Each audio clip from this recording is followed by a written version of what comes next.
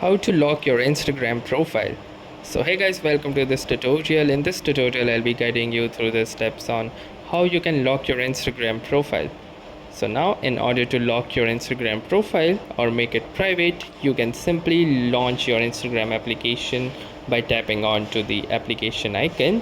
And now once you are inside the home page of your Instagram application, you will need to click onto your profile picture at the bottom right.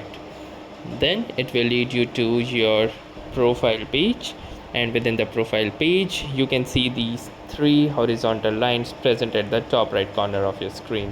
So click onto this and it will lead you to settings and activity. Now within settings and activity you can scroll, and under the who can see your content you have this account privacy. So click on account privacy, and from here, in order to enable a private account or lock your profile, simply enable this toggle and it will say switch to private account.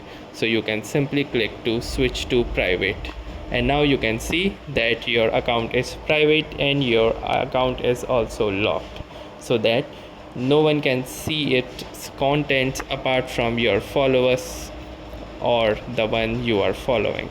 So that was all for this tutorial. Thanks for watching and have a nice day.